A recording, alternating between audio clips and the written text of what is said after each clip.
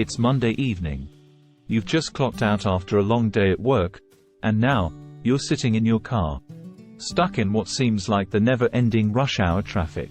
Horns, engines and a sea of brake lights in front of you. I found myself in this situation very often in my life. Tired, frustrated, and desperate to be anywhere but here. 1 hour had passed, yet my journey home was far from over. As I was lost in these thoughts, I stumbled upon an intriguing concept. The 15-minute city. An urban utopia where everything you need is just a short 15-minute walk or bike ride away. Work, school and healthcare, all within your immediate vicinity. Imagine if instead of this monotonous drive I could already be home, relaxing or even cooking a hearty meal.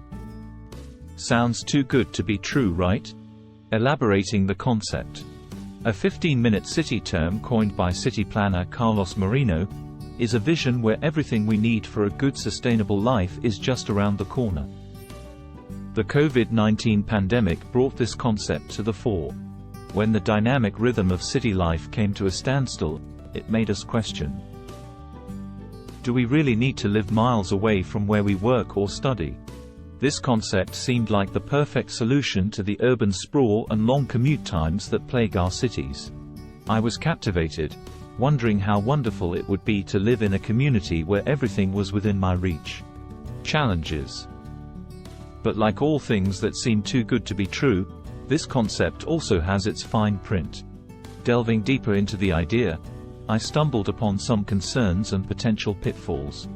Would a 15-minute city mean surrendering our privacy?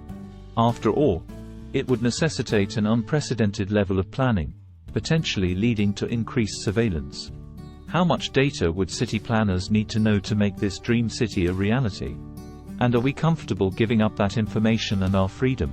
Another question that come to my mind. Who gets to live in these ideal 15-minute cities and who doesn't? If not handled with care, could this concept further exacerbate societal division and inequality? I started to see another side of this utopian vision. Take for example the plan of Oxfordshire County Council. Their plan to use cameras and traffic filters to limit cross-district driving led to public outrage, and despite this the council proceeded, sparking a debate about censorship and control. In Manchester and Leeds, similar plans for 15-minute cities have faced criticism. Concerns of censorship, suppression of opposition, and potential socio-economic segregation are on the rise. A small town called Biggleswick in Bedfordshire is another case in point. They chose to stand up against their local council's directives, organizing a public meeting that resulted in proposing grassroots governance. Moments and reflection. It intrigued me and prompted reflection. Could this be the dystopian twist in Moreno's utopian vision? As individuals, we crave freedom, the ability to move without restrictions. So, how would we adapt to these restrictions in our movement? Would we willingly trade off our liberties for convenience, control and sustainability? This led me down a rabbit hole, thinking about the nature of control. As an individual who cherishes privacy and autonomy, the idea of living in a city that necessitates centralized planning and coordination raises concerns. How much information would the authorities need to effectively manage this 15-minute city? Would it mean giving up more of our personal data, our movements, our habits? In the digital age, worries about increased surveillance and control through digital identification systems have arisen. Critics raise concerns about privacy and individual autonomy. Who decides what goes where? Who gets to live in the desirable 15-minute cities and who doesn't? Could this just end up as another form of societal division and inequality? Are we heading towards a future where our lives are more centrally controlled and monitored than ever before? Advocates say the 15-minute city will reduce our carbon footprint, but skeptics question this logic. Wouldn't the population boom in cities increase overall consumption?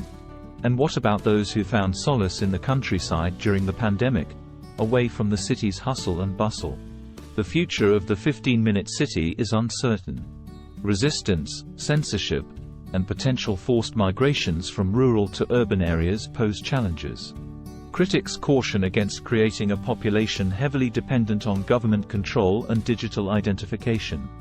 Among the strongest critics and comments are those who see the 15-minute city as an undemocratic process driven by unelected, unaccountable institutions.